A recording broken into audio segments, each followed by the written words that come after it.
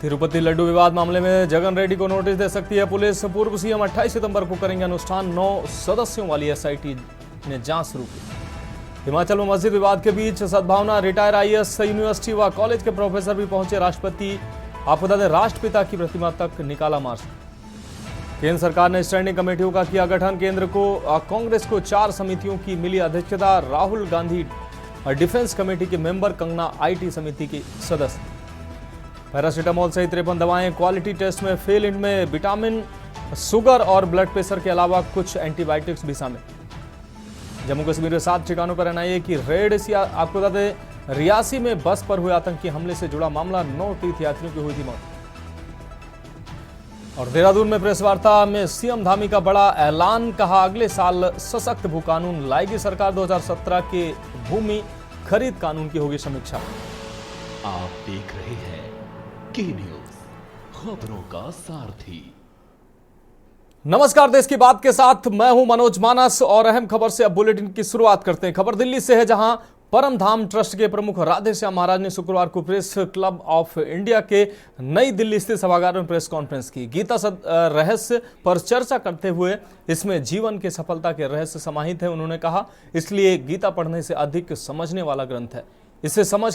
इसे समझकर जीवन व्यवहार में उतारना चाहिए। ऐसा करने से जीवन में तमाम चमत्कारिक परिवर्तन लाए जा सकते हैं। सुनिए राधे श्याम महाराज ने और क्या कुछ कहा। उद्देश्य यही है कि आने वाले बच्चे हैं वो भटक चुके हैं, ज्ञान से दूर जा रहे हैं। उनको आज पता नहीं है आने वाली पीढ़ी को कि हम इस पृथ्वी के ऊपर आए हैं और कुछ समय बाद में चले जाना है।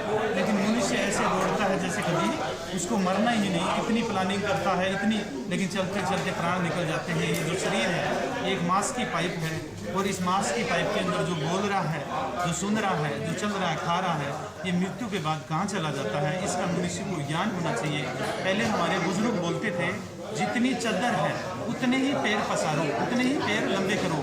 लेकिन आजकल बोलते हैं पैर पूरे लंबे करो, चद्दर और ले आएंगे। लेकिन चद्दर अगर और लेके आएंगे उसके साथ में अशांति, दुख और पीड़ा भी साथ में लेकर आएंगे। इसलिए जो बुजुर्गों का बताया हुआ जो ज्ञान है उसके ऊपर हमें चलना चाहिए।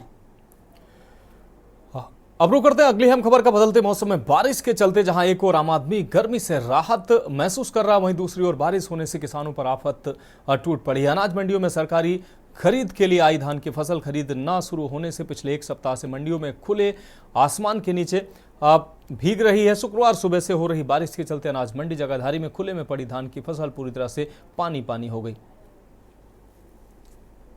बिल्कुल, ये देखो मेरी जीरी है बिल्कुल भीगी पड़ी है और फसल का कोई पता नहीं कब बिकेगी कब नहीं बिकेगी जी। उम्मीद थी कि अब की बार फसल बम्पर होगी, पर जो है बरसात ने उम्मीदों पे पानी फेर दिया जी। शासन प्रशासन को क्या गुहार लगाते? यही गुहार लगाते हैं जी, मतलब पल्लियों का, तरपालों का मतलब ढंग से इंतजाम किया जाए जैसे सरकार। तो आपने यहाँ के हालात देख लिए, कितना गंदे हालात मंडी के अंदर हो चुके हैं। ये सारा प्रशासन की वजह से हुआ है। जो भी हालात आ गए हैं यहाँ पर, ये सब प्रशासन की वजह से है। खरीद ना होना सबसे मेन कारण है। पहले उन्हें 23 तारीख की डेट दे दी थी तो इन्हें खरीद कर देनी चाहिए थी। इन्हें पता था कि जो अपना गांव में जो फसल है वो तैयार है। मेरी परसों की जीरी यहाँ पड़ी है।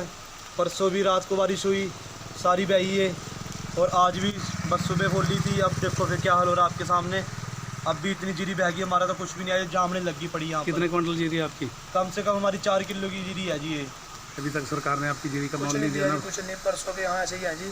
सारी जीरी बल्कि पानी में बह गई, हमारा तो नाश हो लिया। आधा झाड़ रह गया जी, हमारा तो आधा झाड़ रह गया। बस अब तो जहर खाने के नो बताएगी जी। लास्ट तैयार बचा जहर खाना, क्योंकि सारे साल की मेहनत हमारी खराब होगी।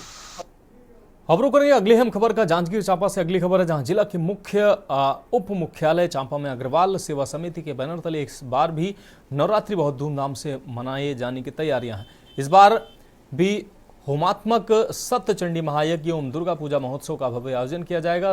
100 फीट ऊंचे कोलकाता के देश प्रिय पार्क की तर्ज पर पंडाल बनाने का काम स्थानीय और बंगाल के कारीगर युद्ध स्तर पर कर रहे हैं। अग्रवाल सेवा समिति पिछले 28 सालों से दुर्गोत्सव धूमधाम से मना रहा है, लेकिन पिछले साल दुर्गोत्सव में बहुत हद तक बढ़ोतरी की गई है। इसलिए जांजगीर की तरह चांपा के दुर्गा उत्सव की चर्चा जनमानस में होने लगी है।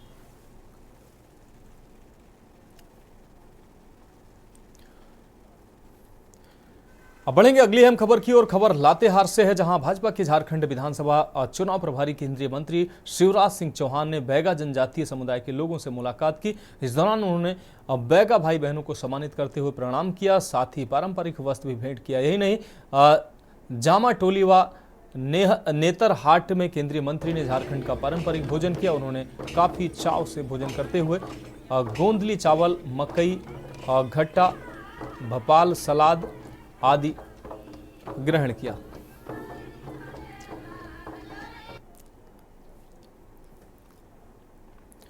रुक करेंगे अगली खबर का। जिले में हो रही लगातार मूसलाधार बारिश ने जनजीवन को अस्त व्यस्त कर रखा है। बारिश के कारण नदी नाले उफान पर हैं, जिससे सोन तीरथ नदी में बाढ़ आ गई है। बाढ़ के पानी से पुल के ऊपर बहाव शुरू हो गया, जिससे क्षेत्र में चिंता का माहौल बन गया है। वहीं स्थानीय प्रशासन ने बाढ़ की स्थिति को देखते हुए लोगों को सतर्क रहने की सलाह दी है।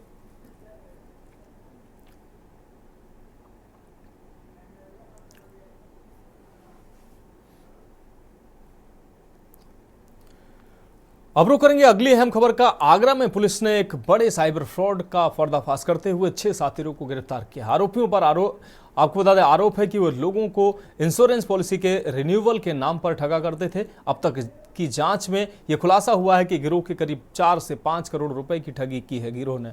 पुलिस के अनुसार ये आरोपी नोएडा की एक इंश्योरेंस कंपनी से डाटा चोरी कर लोगों को फर्जी कॉल करके गुमराह करते थे। वह पॉलिसी रिन्यूअल के सेटलमेंट करवाने के नाम पर लोगों से पैसे लेते थे। गिरफ्तार अभियुक्तों के पास से पुलिस ने ठगी के 4 लाख रुपए, एक कार, एक लैपटॉप और 10 मोबाइल फोन बरामद किए हैं। हालांकि 3 साथी अभी भी पुलिस की गिरफ्त से दूर हैं, वहीं इनकी तलाश जारी है। पुलिस ने आम जनता को सावधान रहने की चेतावनी दी है और साइबर अपराधों के खिलाफ सख्त कार्रवाई करने का आश्वासन भी दिया है।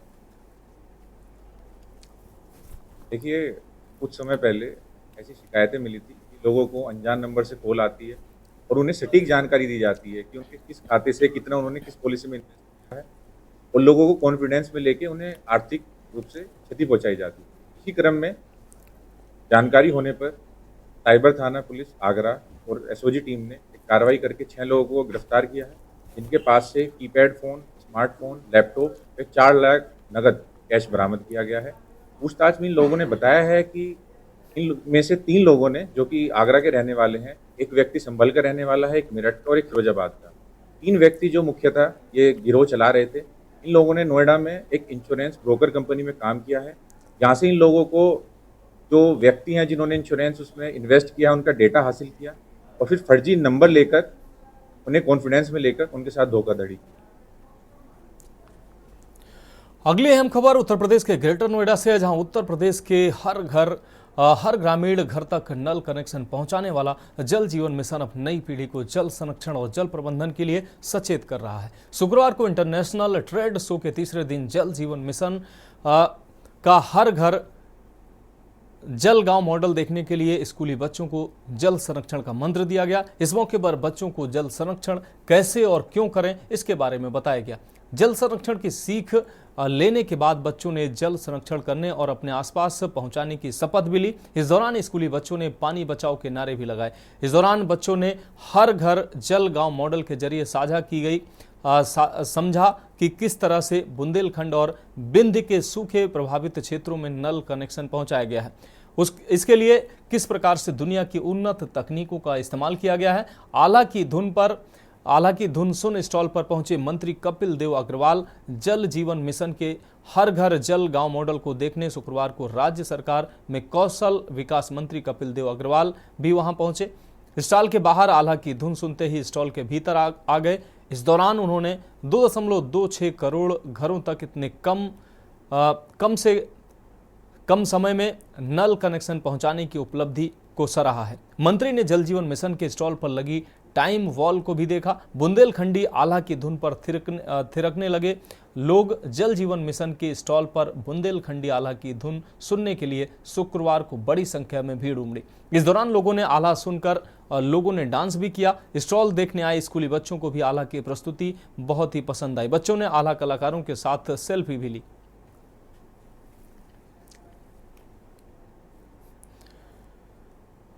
अब रुक करेंगे अगली अहम खबर। भारत और बांग्लादेश के बीच 2 मैचों की टेस्ट सीरीज के दूसरे मैच का पहला दिन बारिश के नाम रहा। लंच के बाद कुछ ओवर का खेल ही हुआ था कि फिर जबरदस्त बारिश शुरू हो गई। बारिश के कारण खेल संभव नहीं हो पाया। बांग्लादेश ने इस दौरान 3 विकेट खोकर 107 रन बना लिए। कानपुर के अंतर्राष्ट्रीय स्टेडियम ग्रीन पार्क में हो रहे बांग्लादेश और इंडिया के बीच टेस्ट मैच का उत्साह पहले दिन बारिश ने फीका कर दिया। प्रशंसकों में इसको लेकर काफी निराशा दिखाई दी।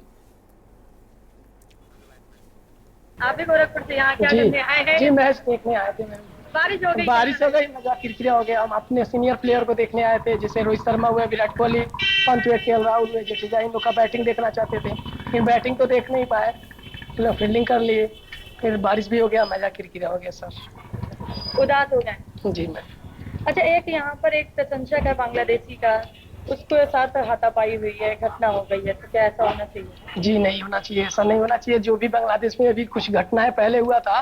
बनारस से आते मैच देखने के लिए हमारे कुछ प्लेयर विराट कोहली, रोहित शर्मा, श्रीन, कुलदीप यादव, इन लोग को देखने आए थे, और कि हमारा भारत जीते, तो बारिश हो गई, फिर इसके कारण हम लोग मैच नहीं देख पाए। उतना दूर से आए, आज हम लोग का ट्रेन भी है, और 4 मिनट दुख तो होगा फिर मैम। बहुत दुख हो रहा है? दुख तो हो रहा है, फिर इतना दूर से आए बनारस से, तो फिर ऐसा क्यों? हम बारिश मैम मतलब गोरखपुर से हम लोग आए थे मैच देखने के लिए।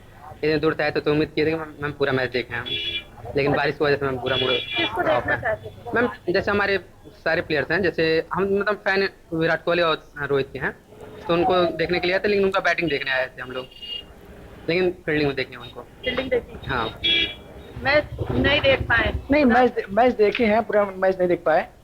बाकी मतलब चलिए, बैटिंग में और अब सिर्फ उदासी लगी है? नहीं, 2:30 बजे मैच चला है, उसके बाद मैच बंद हो गया है। बाकी मतलब बैटिंग भी पूरा नहीं हो पाया। उम्मीद की थी बागा जल्दी आउट हो जाए, जल्दी बैटिंग, इंडिया बैटिंग आ जाएगी, आ नहीं पाया। अब रुक करेंगे अगली अहम खबर का। बांग्लादेश के मौजूदा हालात को देखते हुए कानपुर में हो रहे 5 दिवसीय क्रिकेट मैच के विरोध में उतरा है विश्व हिंदू परिषद। ग्रीन पार्क से कुछ दूरी पर शुरू हुआ विरोध प्रदर्शन। जनता से मैच के विरोध का आह्वान किया गया। स्थिति को देखते हुए भारी पुलिस बल तैनात किया गया। पुलिस और बजरंग दल कार्यकर्ताओं के बीच इस दौरान तीखी झड़प और धक्का मुक्की भी देखने को मिली।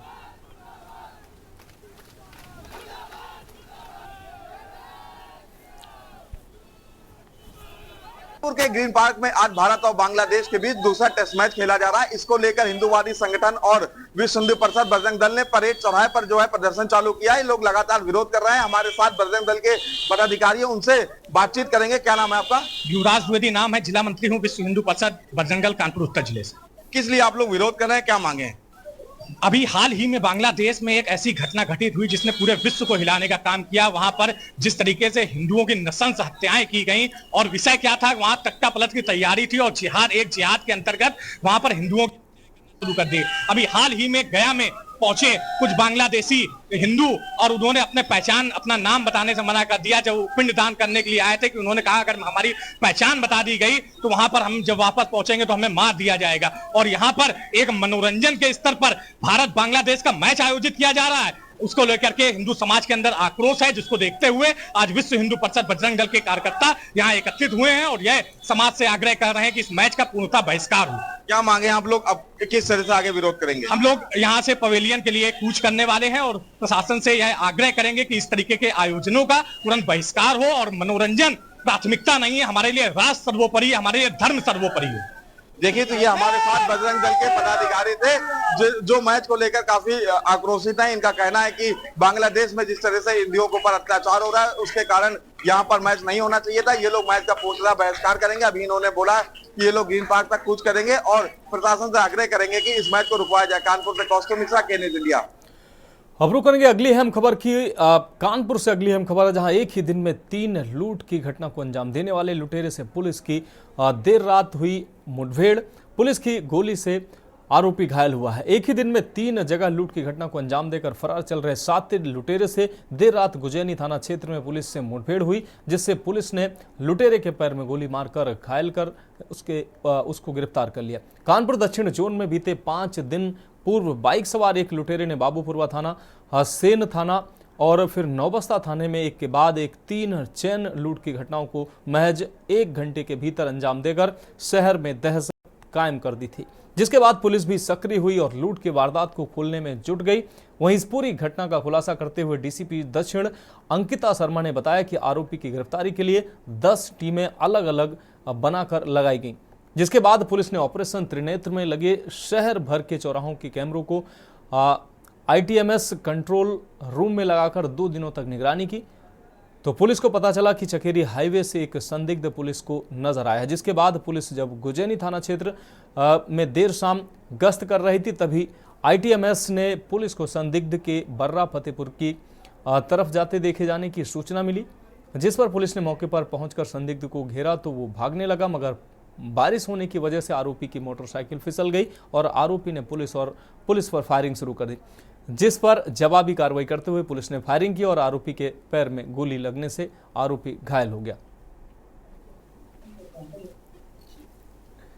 देखिए, कल थाना गुजैनी क्षेत्र में एक पुलिस मुठभेड़ हुई है, जिसमें कि एक चेन स्नैचर पकड़ा गया है। आप सभी को संज्ञान में होगा कि साउथ जोन के 3 विभिन्न थानों में संडे को 3 स्नैचिंग हुई थी, चेन स्नैचिंग, जिसमें कि एक बाइक सवार व्यक्ति ने 1 ही घंटे के अंदर 3 घटनाएं कारित की थी। इससे पहले थाना गोविंद नगर क्षेत्र में भी एक इसी तरह से एक सिंगल स्नैचर ने एक चेन स्नैचिंग की घटना कारित की थी।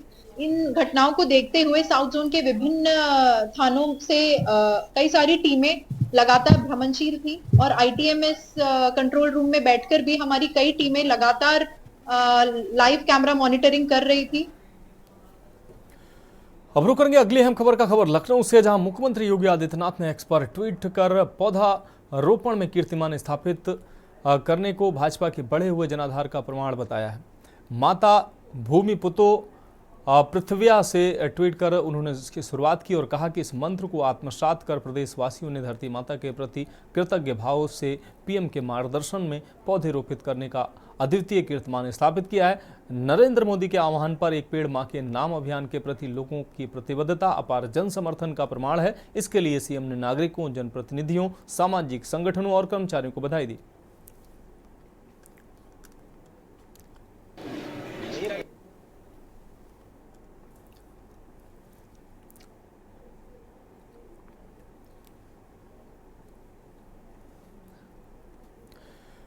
बढ़ेंगे अगली अहम खबर की ओर। यूपी इंटरनेशनल ट्रेड शो में उत्तर प्रदेश के संस्कृति विभाग की तरफ से स्टॉल लगाकर AI रामायण प्रस्तुत की गई। इस दौरान AI के माध्यम से पूरी रामायण को दिखाया गया। योगी सरकार की मंशा के अनुरूप प्रभु श्री राम के जीवन चरित्र और त्रेता युगीन अयोध्या के वैभव को तस्वीरों की प्रदर्शनी के जरिए शोकेस किया गया। संस्कृति विभाग द्वारा रामायण दर्शन नाम की इस प्रदर्शनी में इस्तेमाल की गई सभी तस्वीरों का AI के जरिए निर्माण किया गया। श्री राम के जीवन चरित्र को दिखाया गया, किस तरह से राम अपने भाइयों के साथ में शिक्षा ग्रहण करते हैं, उसके बाद सीता स्वयंवर, वनवास, सीता हरण, लंका दहन जैसे सभी दृश्य दिखाए गए।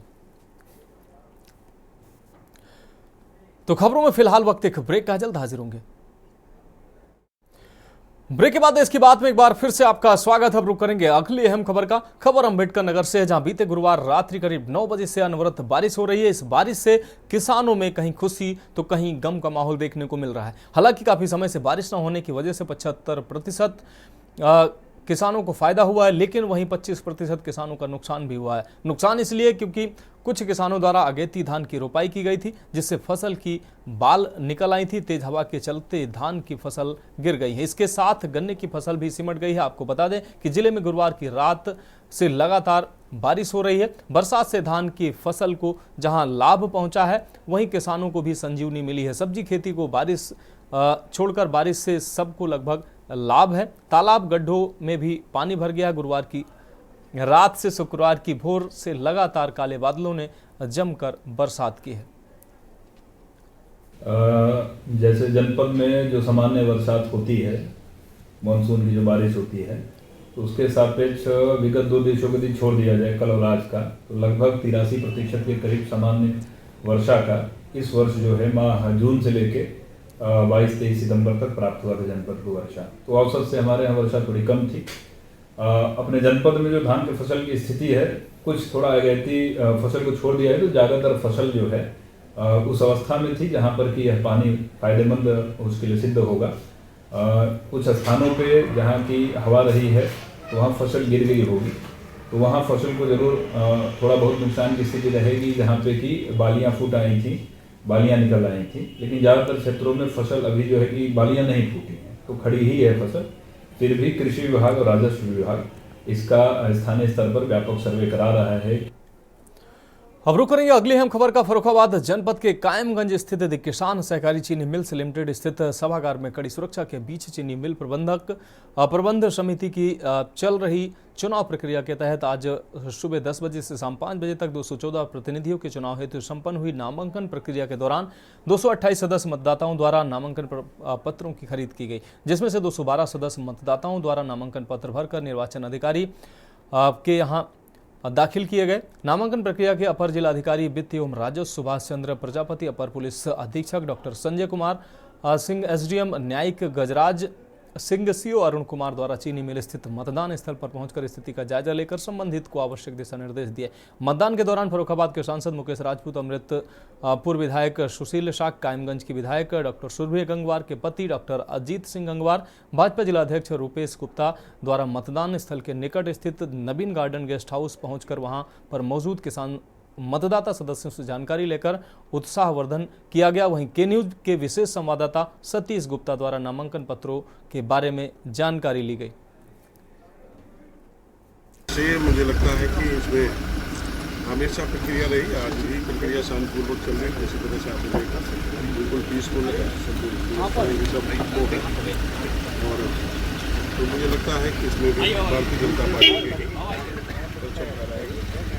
और जिस तरह से सभी इस समय चाहे विधानसभा का चुनाव हो, चाहे लोकसभा का चुनाव हो, चाहे नगर पालिका का हो, चाहे तो बाकी आ रहे हैं ना, सब पर ही भारतीय जनता पार्टी का धीरे धीरे जैसे चुनाव होता है तो बढ़ते की कोई खास बात नहीं है। हम लोग लॉ एंड ऑर्डर के लिए कटिबद्ध है और हम और एडीएम साहब इसी बात के लिए आए थे। हर क्षेत्र में फोर्स की पर्याप्त व्यवस्था है और बच्चे साहब की तरफ से भी तमाम व्यवस्थाएँ की गई हैं और यहाँ पे सकुशल संपन्न कराने के लिए हम लोग सब कटिबद्ध हैं।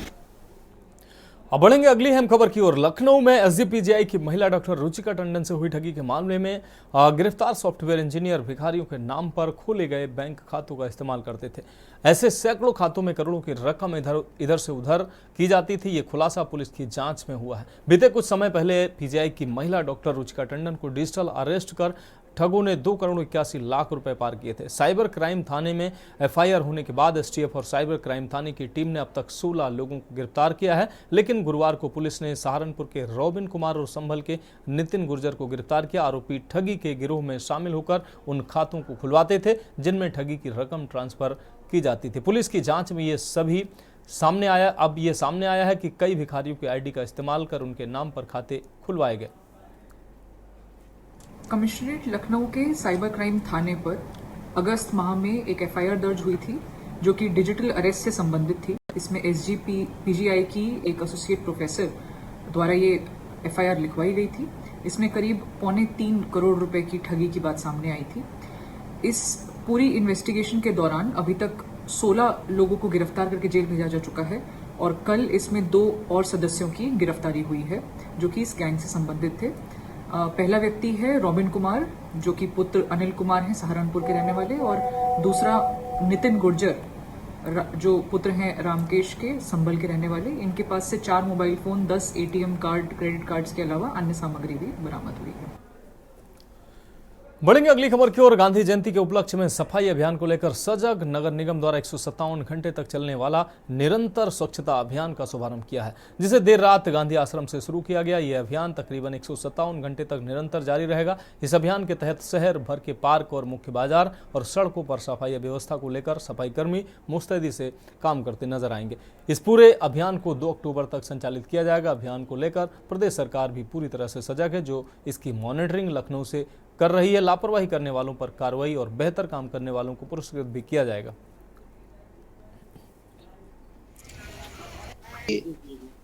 ये हमारे प्रदेश सरकार के नेतृत्व में हमारे माननीय मंत्री जी और नगर आयुक्त महोदय के निर्देशानुसार स्वच्छता ही सेवा पखवाड़ा पूरे प्रदेश में मनाया जा रहा है 17 सितंबर से 2 अक्टूबर तक, जिसके अंतर्गत 26 सितंबर से 2 अक्टूबर तक 155 घंटे लगातार महासफाई अभियान ये अनवरत जारी रहेगा। इसी के क्रम में आज हमने यहाँ गांधी स्मारक में विशेष सफाई अभियान लगाया है। इसकी पूर्ण तरह सफाई करके हम लोग इसको साफ स्वच्छ 2 अक्टूबर के दिन बनाएंगे। तो खबरों में फिलहाल वक्त एक ब्रेक का जल्द ब्रेक के बाद खबरों में एक बार फिर से आपका स्वागत है। रुक करेंगे अगली अहम खबर का। बागपत जनपद के बड़ौत में स्थित केहर सिंह दिव्या पब्लिक स्कूल में तीसरी बार सीबीएसई बोर्ड द्वारा बास्केटबॉल टूर्नामेंट का आयोजन किया जा रहा है, जिसमें प्रदेश के विभिन्न जनपदों की 150 टीमें भाग ले रही हैं। टूर्नामेंट के दौरान दिल्ली वर्ल्ड पब्लिक स्कूल की ओर से आई टीम के कोच अंकित त्यागी ने टूर्नामेंट के दौरान सवाल खड़े कर दिए। टूर्नामेंट आयोजकों पर पक्षपात का आरोप लगाते हुए दोबारा मुकाबला कराने की मांग की। देखिए, जो सीबीएसई के जो रूल कहते हैं वो कहते हैं कि जिस ईयर में जो टूर्नामेंट चल रहा है उसमें 31 दिसंबर और जो भी ईयर है उसके अकॉर्डिंग वो बच्चा अंडर 14 या अंडर 17 या अंडर 19 होना चाहिए। अभी किसी स्कूल ने चीज़ बोली है बट ये अंडर प्रोटेस्ट है, तो हमने ये सब चीज़ें इंक्वायरी के लिए भेज दिया है। जैसे ही हमारे पास क्या कहते हैं उसके प्रमाण आ जाएंगे उस हिसाब से फिर क्या कहते हैं कार्रवाई की जाएगी। तो अभी मैच चल रहा है और मैच का जो भी रिजल्ट रहेगा वो अभी क्या कहते हैं होल्ड पे रहेगा जब तक कि हमारे पास उसकी कोई भी जो प्रमाणित जो चीज़ें हैं जो हमने मंगाई हैं उनसे वो ना आ जाए। उसके बाद ही हम लोग क्या कहते हैं जो हमारी ऑर्गेनाइजिंग जो कमेटी है उसके साथ बैठ के डिसाइड करेंगे कि हमें आगे क्या करना है। सर, मामला हमारा ये था, ये अंडर 14 का टूर्नामेंट चल रहा है बास्केटबॉल सीबीएसई क्लस्टर। इसमें हमारी टीम का क्वार्टर फाइनल मैच था सेंट एंड्रयूज से, आगरा से। हमारा मानना ये है कि इसमें क्लास 10th के बच्चे खेल रहे थे जो कि 13 साल के नहीं हो सकते। तो क्लास 10th बच्चा 13 साल का नहीं हो सकता। हमने उस पर प्रोटेस्ट डाला है और इसकी शिकायत करी है रिटर्न में प्रिंसिपल सर से, जिन्होंने आश्वासन दिया है हमें कि सुबह 9 बजे तक का टाइम है, वो वेरिफिकेशन करेंगे और अगर इसमें कुछ भी पाया जाएगा तो इनको बाहर करके सेकंड प्लेस डीपीएस को देंगे। डीपीएस ने भी करी है, नोएडा ने भी, और हमने भी करी है, तो थर्ड प्लेस हमें देंगे।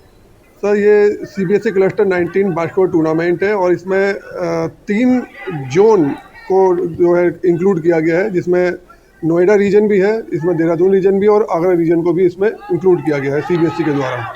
और इसमें जो है पहले टूर्नामेंट जो है 12 से 16 सितंबर में होना था, लेकिन बारिश के और मौसम के कारण जो है ये थोड़ा सा डिले हुआ, पोस्टपोन्ड हुआ और ये अब जो है 25 से 36 डेज़ का चल रहा है, जिसमें 2 डेज़ के लिए 2 दिन के लिए जो है अंडर 14 की टीमें पार्टिसिपेट कर रही हैं, जिसमें लगभग 30 टीमें आई हुई हैं।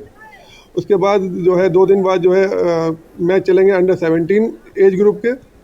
उसमें जो हमारे पास जो टीमें आई हुई हैं वो लगभग 50 से 55 टीमें हैं। और इसके बाद 2 दिन बाद जिसमें 29 और 30 तारीख को चलेगा अंडर 19 की, उसमें मोर देन 60+ टीमें हैं। रुक करेंगे अगली खबर का। ताजमहल के पास खोखा लगाने की शुरुआत करने के बाद से 1.5 दशक में नाले पर दुकान को आलीशान मार्बल शोरूम में बदल दिया गया। पर्यटकों को महंगे दाम में सामान बेचकर कौड़ी को डॉलरों में बदलने के साथ प्रभावशाली लोगों से साठ गांठ कर अवैध रूप से बनाए गए शोरूम को तैयार करने वालों पर अब कार्रवाई का चाबुक चलने वाला है।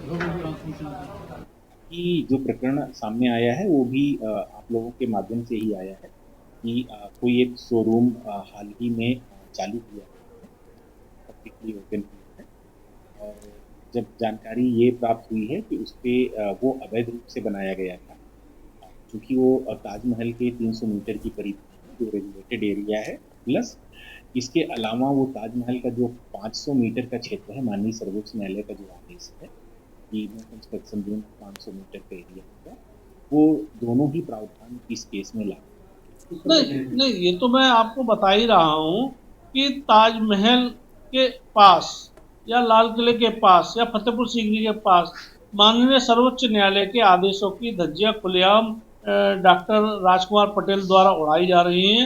वहां पर अवैध निर्माण बड़ी संख्या में हो रहे हैं, उनके विरुद्ध कोई भी कार्रवाई नहीं की जा रही है।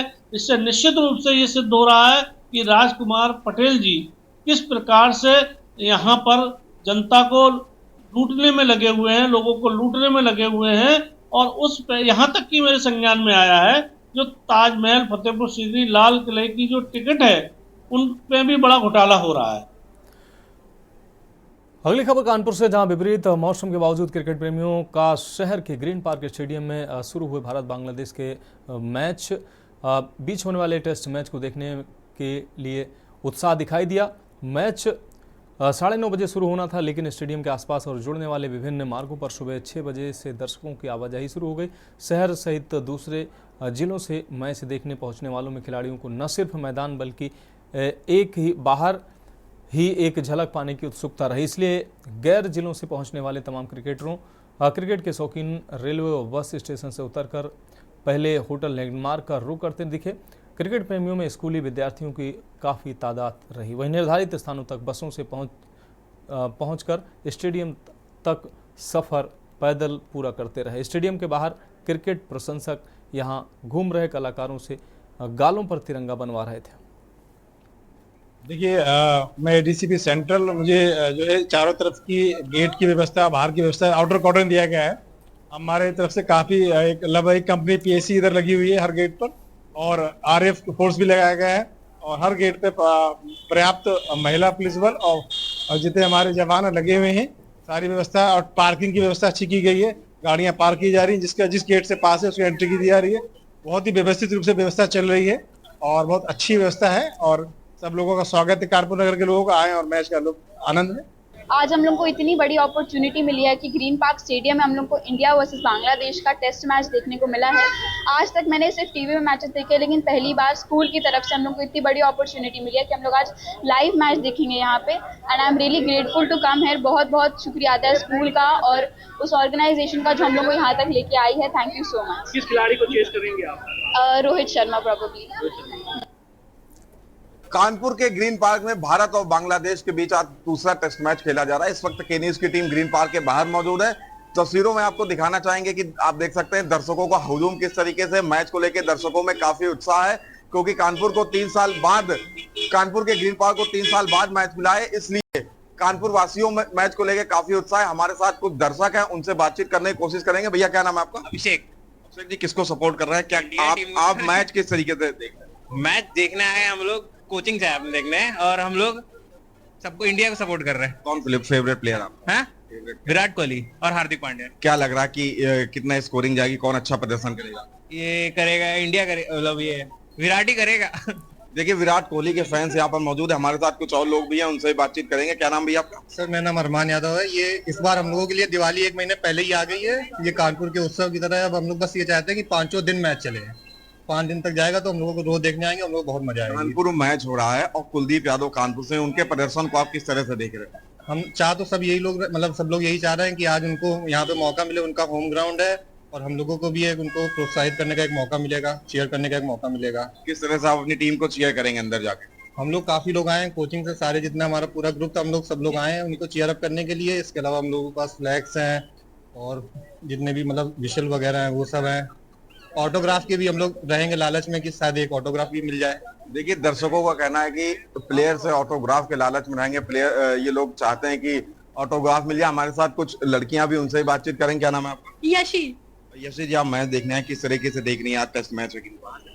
काफी टाइम बाद हो रहा है यहाँ पे कानपुर में, तो काफी ज्यादा एक्साइटेड है हम लोग क्रिकेट देखने के लिए। देखिए, कानपुर में 3 साल बाद जो है मैच हो रहा है, इसको लेके जो दर्शक हैं काफी एक्साइटेड हैं।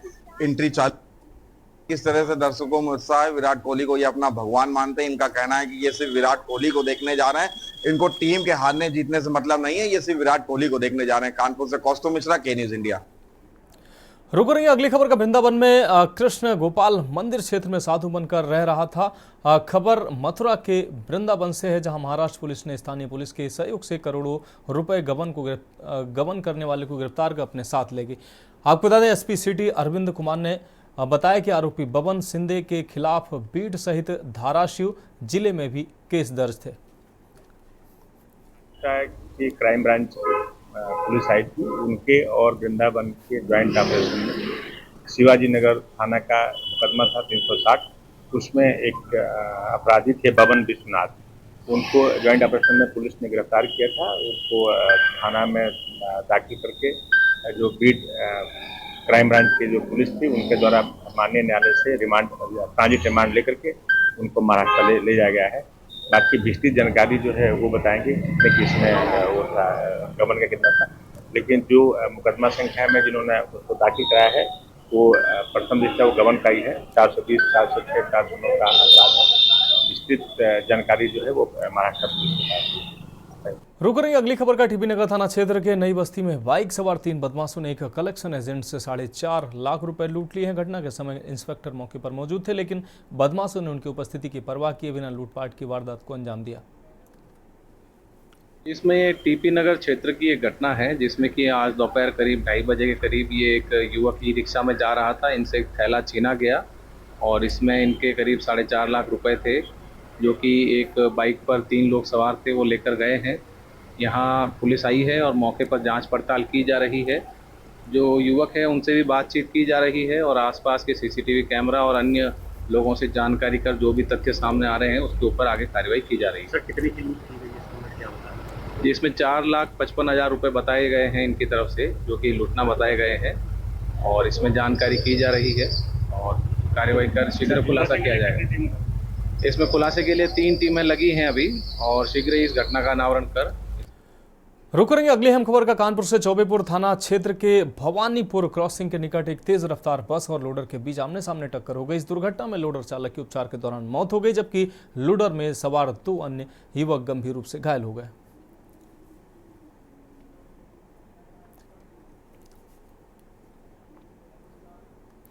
रुक करेंगे अगली खबर का। बरेली के नवाबगंज से बीजेपी विधायक डॉक्टर MP आर्य ने अवैध मस्जिद के निर्माण के खिलाफ धरना दिया है। यह धरना केला दांडी गांव क्योलाडिया थाना क्षेत्र में आयोजित किया गया। विधायक ने आरोप लगाया कि पुलिस प्रशासन की मदद से अवैध निर्माण कराया जा रहा है।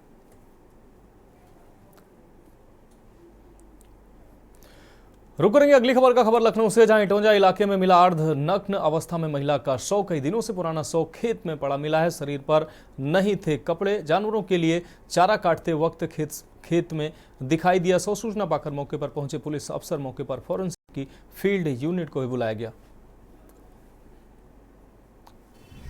आज दिनांक 27 सितंबर 2024 की दोपहर में प्रभारी निरीक्षक इटौजा को एक सूचना प्राप्त हुई कि गांव अकड़रिया खुद के चरी के खेत में एक अज्ञात महिला का शव पड़ा हुआ है। इस सूचना पर प्रभारी निरीक्षक इटौजा के द्वारा जाकर घटनास्थल का मौका मुआयना किया गया।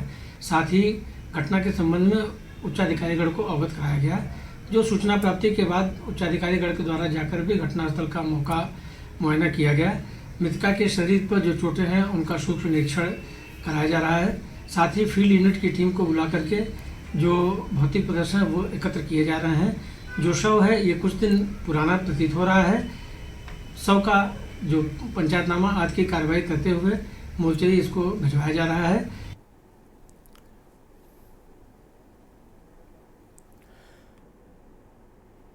तो देश की बात में अब उत्तराखंड की खबरों का रुख करेंगे। खबर नैनीताल से, जहां उत्तराखंड हाईकोर्ट ने उत्तरकाशी के ग्राम जकोल मोरी स्थित पौराणिक सोमेश्वर महादेव मंदिर के जीर्णोद्धार पर लगी रोक जारी रखते हुए उप जिलाधिकारी से मंदिर की ताजा रिपोर्ट मांगी है। अब दशहरा के बाद प्रकरण पर सुनवाई होगी। इनफैक्ट एक उत्तरकाशी में एक सोमेश्वर महादेव एक टेम्पल है, वो बहुत मतलब पुराना मंदिर है और उधर करीब उत्तरकाशी के 22 गाँव लोगों की उसमें जो देवता डेटी उनकी है वो काफ़ी प्रचलित है और जगह जगह गांव में जाके रुकती है।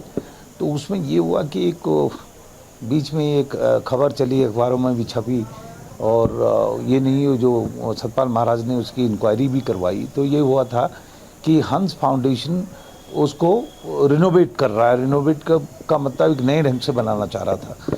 तो वहाँ के कुछ गांव के कुछ लोग आए और अभी हमें पता चला जॉइंट सेक्रेटरी भी होते उसमें था। तो उन्होंने कहा कि भाई ये पूरे जो पुराना स्ट्रक्चर है वो तो अब बनता नहीं, पुराने जितने कलाकार थे जो मूर्तिकार थे वो तो अब रहे नहीं, ये अपने ढंग से को मॉडर्नाइज कर रहे हैं, उससे उसकी जो हेरिटेज वैल्यू है ख़त्म हो जाएगी।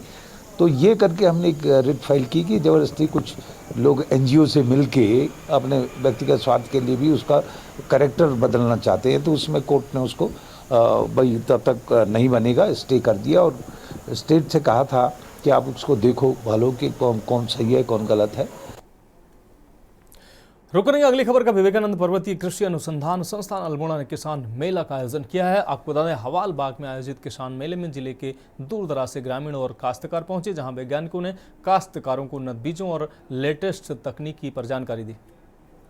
हमारा एक ये विवेकानंद राष्ट्रीय कृषि अनुसंधान संस्थान है जो पर्वतीय क्षेत्रों के लिए हमारा है। ये एक सबसे श्रेष्ठ संस्थानों में हमारा आता है। पूरे देश में हमारे 114 संस्थान हैं जिनमें ये टॉप 10, 10, 15 के अंदर आता है। तो इसने अपने इंसेप्शन से, जब इसकी शुरुआत हुई, करीब 100 साल का समय होने वाला है, तब से लगातार बहुत उत्तम कोटि के कार्य कर रहा है। इस पे आज जो है 4 नई प्रजातियां विमोचित की जाएंगी जो किसानों को लोकार्पण उनका होगा, जिसमें एक मटर की प्रजाति है VL उपहार करके, एक संस्थान ने अभी नई प्रजाति बनाई है मक्का में, जो कि उसमें 3 जो न्यूट्रिशनल क्वालिटी हैं, इसलिए उसका नाम हमने VL त्रिपोशी रखा है। तो उसमें एक तो क्यूपियम की क्वालिटी है, दूसरा उसमें जो विटामिन A की चाहिए रिक्वायरमेंट, वो जो सामान्य मक्का है उससे 3 गुनी है।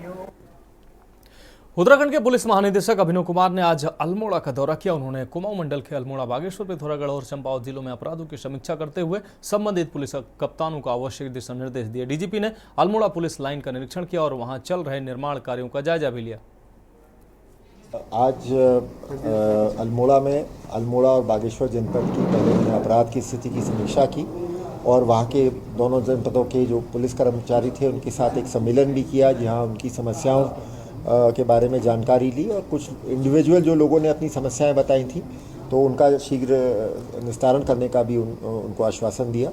साथ ही साथ पुलिस लाइन अल्मोड़ा का भी भ्रमण किया। वहाँ जो हमारे कुछ महत्वपूर्ण कार्य जो निर्माणाधीन है, जो भवन निर्माणाधीन है, उनका भी मैंने निरीक्षण किया और हमारी कोशिश रहेगी कि अगले 2 महीने में अल्मोड़ा पुलिस लाइन में नए प्रशासनिक भवन और कुछ अन्य सुविधाओं का हम लोग लोकार्पण भी करवाएंगे। इसके साथ साथ उसके बाद यहाँ नागरिकों से संवाद हुआ है विवेकानंद संस्थान में और उस संवाद में जो 3-4 मुख्य मुद्दे आए, ट्रैफिक की समस्या पे चर्चा हुई, ड्रग्स की समस्या पे चर्चा हुई, महिला संबंधी अपराधों के बारे में चर्चा हुई और यहाँ जो एक्स पैरामिलिट्री और एक्स सर्विसमैन रहते हैं उनकी समस्याओं के बारे में भी चर्चा हुई। रुक करेंगे अगली खबर का। लक्सर कोतवाली क्षेत्र में खेड़ी खुर्द गांव निवासी एक ग्रामीण ने पुलिस को लूट की झूठी सूचना देकर दौड़ा दिया। पुलिस ने जब मामले की गहनता से जांच की और आरोपी ग्रामीण से सख्ती से पूछताछ की तो सारी सच्चाई सामने आई। पुलिस ने आरोपी युवक का चालान किया और माफी मंगवाकर अनुशासन का पाठ पढ़ाया। द्वारा बताया गया कि उसके घर में 6-7 अज्ञात व्यक्तियों द्वारा लूट की घटना कारित की गई है तथा इसके 80,000 रुपये तथा कुछ जेवरात चोरी करके ले गए हैं। इस मामले की पूछताछ हेतु इंस्पेक्टर साहब तथा हमारे जो पुलिस बल है वो मौके पे गए। जब हम लोगों ने वहाँ की CCTV फुटेजेस चेक करी तो ऐसी घटना का कोई भी हम लोगों को नामो निशान नहीं मिला। जब हमने वादी से और थोड़ा स्ट्रिक्टली पूछताछ करी तो वादी द्वारा ये बताया गया कि उसके द्वारा अभी पूर्णतः घर का एक निर्माण किया गया था, जिसकी वजह से उसके ऊपर लोन आ गया था और ये काफ़ी कर्जे में था। इसी को कर्जे को हटाने के लिए इसके द्वारा ये एक झूठी सूचना 112 को दी गई, जिसके चलते हुए हम लोगों की पुलिस फोर्स ने तुरंत एक्शन लिया। इसमें क्योंकि ये फर्जी सूचना देके इसके द्वारा पुलिस को भ्रमित करने की कोशिश की गई थी, इस वजह से इसमें हम लोगों ने पुलिस एक्ट के तहत इसकी चालानी की। नमस्कार, उत्तराखंड की खबरों के साथ मैं हूं मनोज मानस और अब खबरें विस्तार से। हम खबर से बुलेटिन की शुरुआत करते हैं। मुख्यमंत्री पुष्कर सिंह धामी ने देहरादून स्थित मीडिया सेंटर में प्रेस वार्ता की है। इस दौरान उन्होंने राज्य की उपलब्धियों को गिनाते हुए कहा कि नीति आयोग के आंकड़ों के अनुसार राज्य नंबर 1 है। उन्होंने कहा इसके साथ ही राज्य सरकार ने बेरोजगारी दर कम करते हुए अब तक 17,000 पदों पर पारदर्शी तरीके से भर्तियां कराई हैं। इसके साथ ही उन्होंने सख्त भू कानून के संदर्भ में कहा कि अगले बजट सत्र तक इसको लाने के प्रयास किए जा रहे हैं। साथ ही उन्होंने 2017 के समय भूमि खरीद पर हटी पाबंदियों पर भी कहा कि क्योंकि ऐसी शिकायतें लगातार प्राप्त हो रही हैं कि पर्यटन व्यवसाय हेतु खरीदी गई भूमि का उन उद्देश्यों के लिए उपयोग नहीं किया जा रहा है, इसलिए ऐसे लोगों को चिन्हित किया जाएगा और उन पर कार्रवाई भी की जाएगी। इसके साथ ही UCC लागू करने को लेकर उन्होंने कहा कि समिति द्वारा उसमें कुछ प्रावधान किए जा रहे हैं, उसके बाद जल्द इसे लागू किया जाएगा।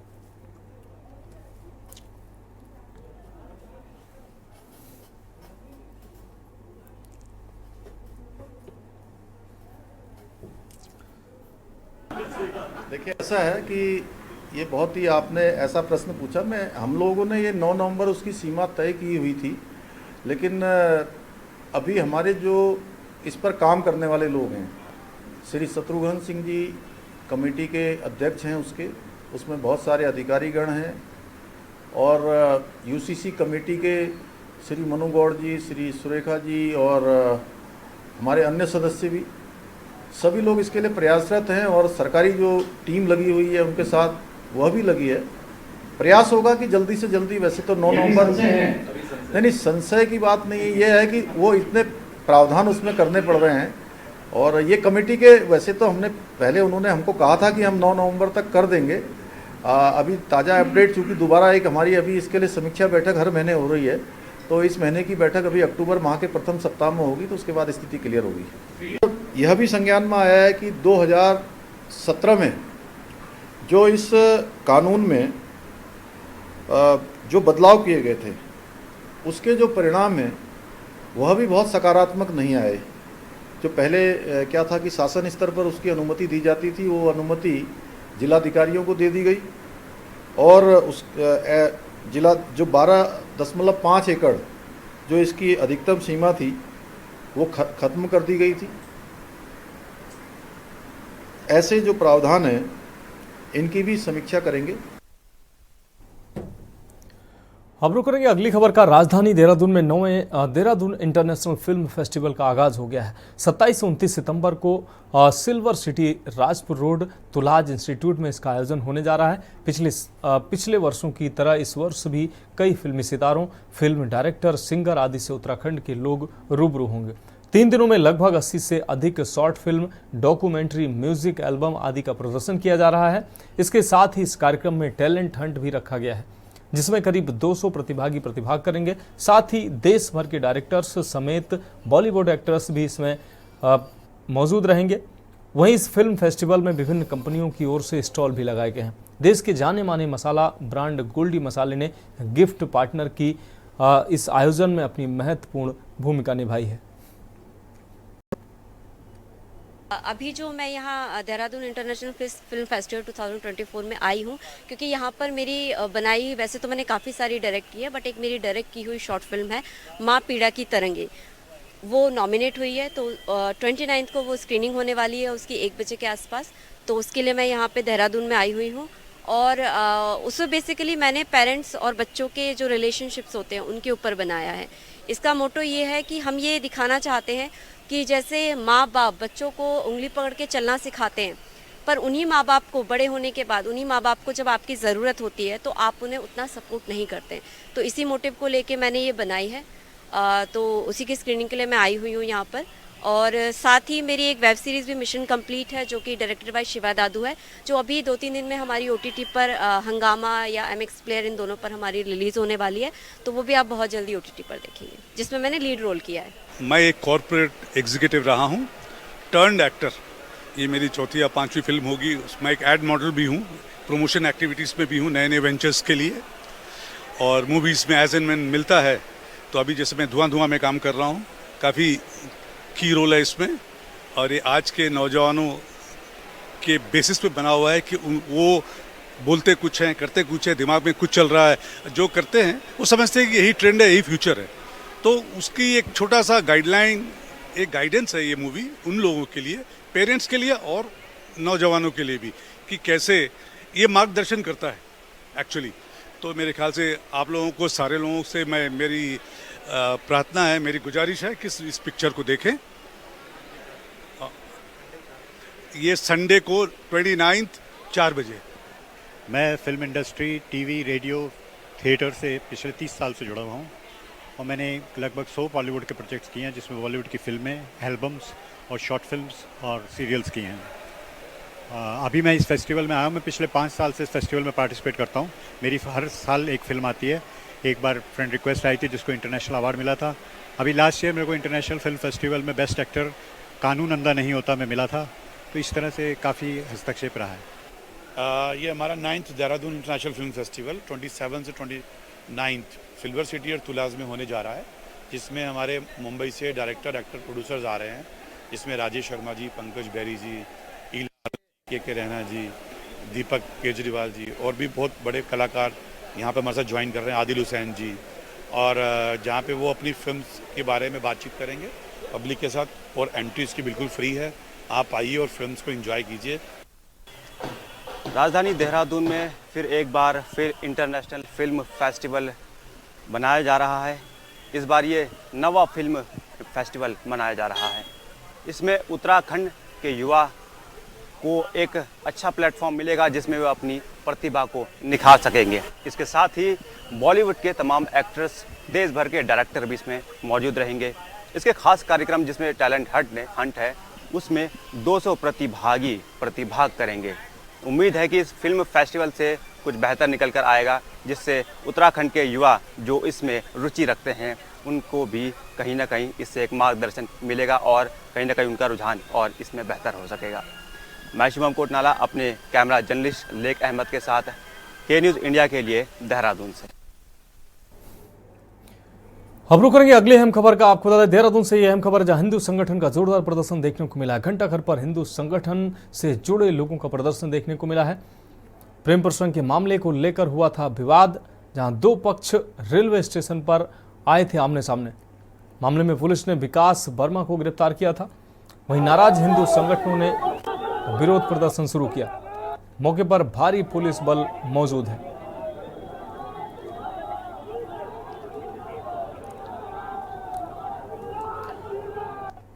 अब बढ़ेंगे अगली खबर की ओर। उत्तराखंड के मूल स्वरूप को बचाने के लिए मुख्यमंत्री पुष्कर सिंह धामी ने नए भू कानून लाने का ऐलान कर दिया है। उत्तराखंड में अब बाहरी लोगों के लिए एक से ज्यादा जमीन खरीदना आसान नहीं होगा।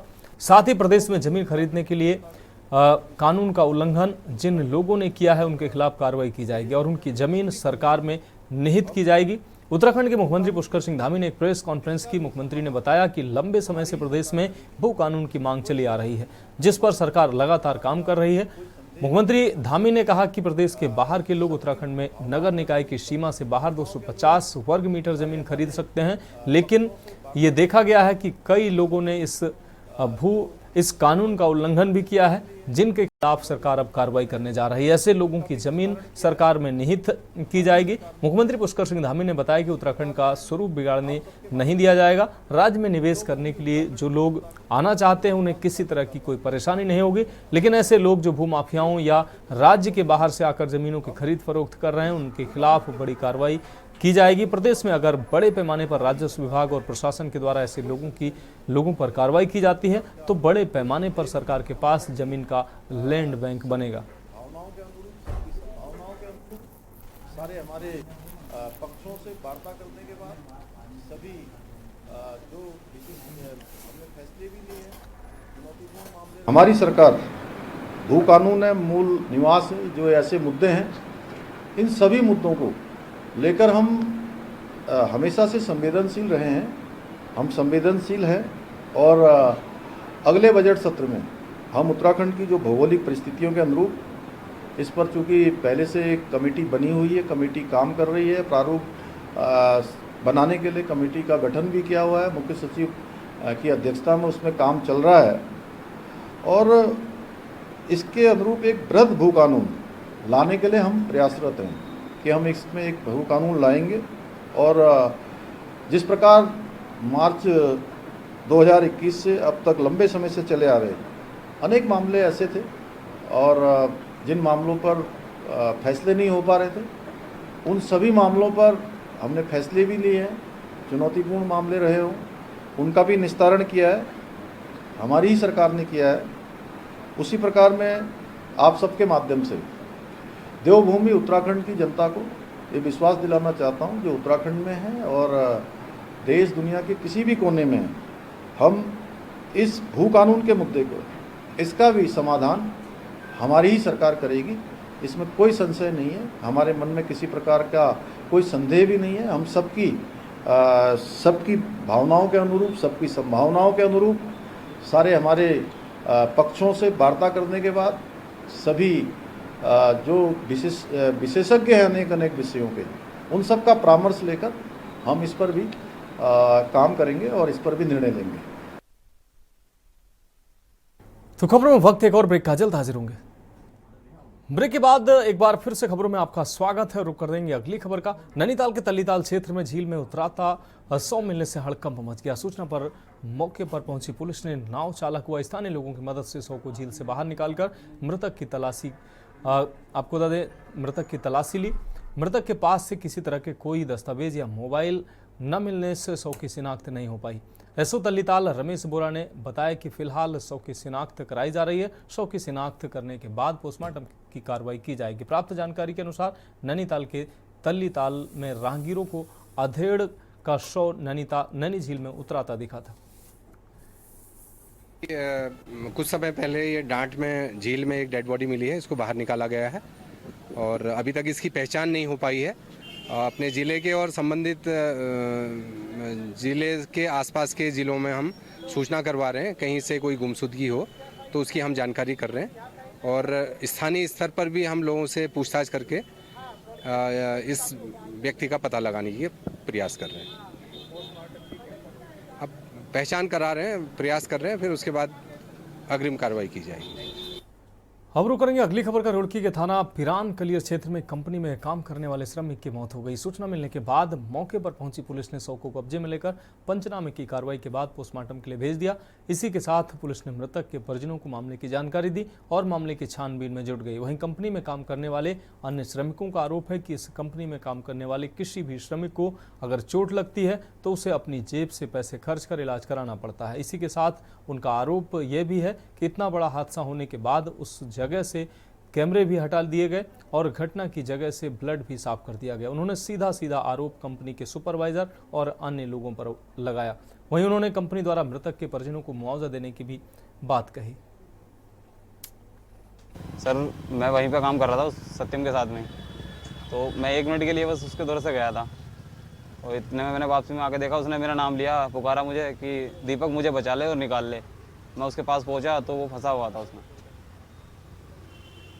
सर उसके बाद निकालने के बाद वो थोड़ी देर उसने सांस ली, उसके बाद उसको बीची लग गई। जैसे कि बाहर तक लाए वो बोल नहीं रहा था, कुछ बोल नहीं पा रहा था, ख़त्म हो गया था, ऐसा ही लग रहा था मुझे तो।